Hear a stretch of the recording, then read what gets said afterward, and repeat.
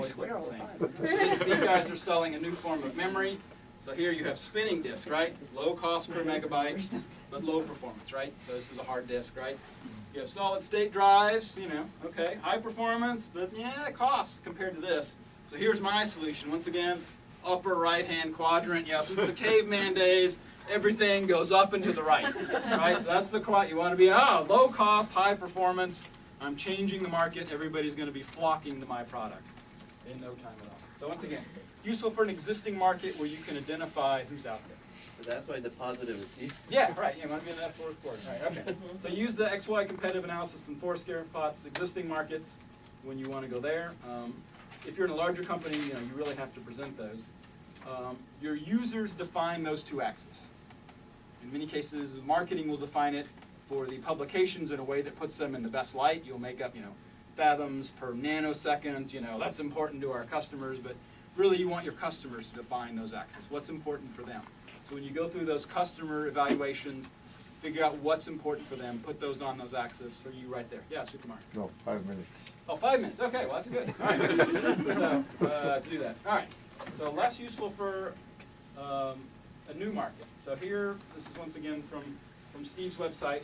His category is he wants a lifelong learning network for entrepreneurs. That market doesn't exist. Okay? So then he says, put himself at the center. What are the things that are in adjacent markets? People are, you know, doing education in corporate world. We have large universities and MOOC classes now for people that can do that. There are companies that specify in all these different areas. All right, so in those adjacent markets now, start putting the companies that are there, okay? And then when I'm looking at the customers, who am I going to go steal? Who are those people that I want to now bring into my market segment? Okay? Hi, let me step So out. that's the kind of question you want to ask yourself. All right, so who of those guys and their customers do I want to have to be my customers? So think about it that way, okay? The hypothesis, start testing, okay? Be able to do that. Okay, if you're going to go further and you're going to start raising money, this is actually a useful chart. You can then say, well, hey, look at all these guys in these adjacent market segments. Maybe they've already raised this much money from VCs.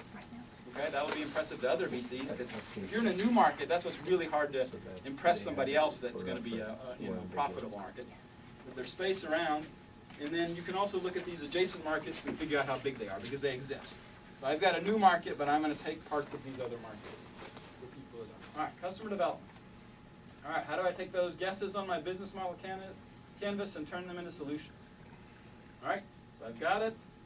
I'm going to start talking to people. It's not going to work, but I've got to get out of the building. I've got to talk to those customers, come back and mark up your canvas. All right, so hypothesis, my customers are going to be this and that and the other. Here's my fingernail clipper. They're going to be 25 to 34. They have 10 fingers. They eat out at Starbucks. Maybe I go hang out at Starbucks and see what kind of nails people have. What are they doing there?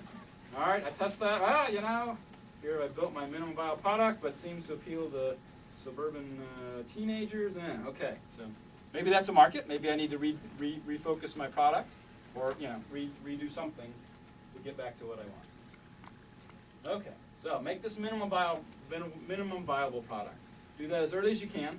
You're going to get more feedback. You can start showing people, oh, yeah, that's why I like that, but no, it takes too long, or doesn't work, or whatever. So you need to get that to get the feedback as soon as you can. So make that. You can then start refining your product. All right, some people are going to say, yeah, that doesn't make sense, right? You may have to pivot. Don't be afraid to change after you get that, okay? So, the important part, you're not a failure just because what you thought up first is wrong, okay? Customers will tell you they'll go a different direction. Don't fire the founder, that's you, okay? Change the ideas, keep moving forward. One thing you have is unlimited, that's unlimited as a founder is enthusiasm and hope, right? If you don't have a lot of money, a lot of other things. Validate, change, and move on. Okay? It's important that the founder does this. You really can't outsource that because you're going to change how things work. So as the person, you've got to go out and talk to customers. All right?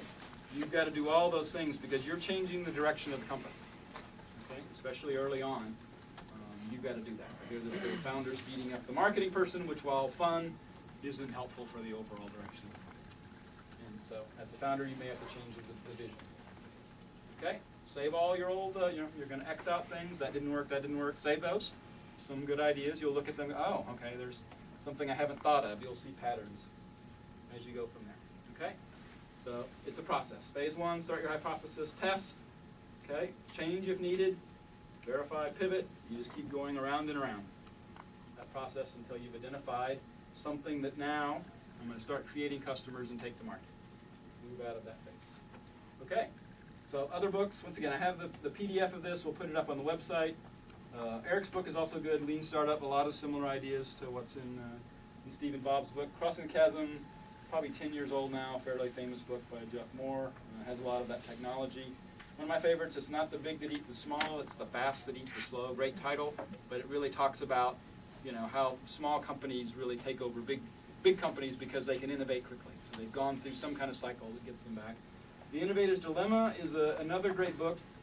It talks about how companies that have great ideas sort of get stagnant and get latched onto those ideas, and so other companies out-innovate them early in that cycle.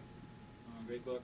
Talking to Humans is a good one that actually helps you with this customer development, talks to you about how to go off and get feedback from customers. So that's another great book. Steve's got a new book out that I haven't read, this 4 Steps to the Epiphany, but it's come out in the last 4 or 5 months. I haven't read it, but it's out there. Okay, questions? Let me turn it back over to Sukumar then. We'll take a short break. Okay. Jonathan Masters is here. He'll, while he prepares to do that. I'm also thinking that we'll have Lloyd's presentation sent to all of you. So those of you who may have computers and will tell you how to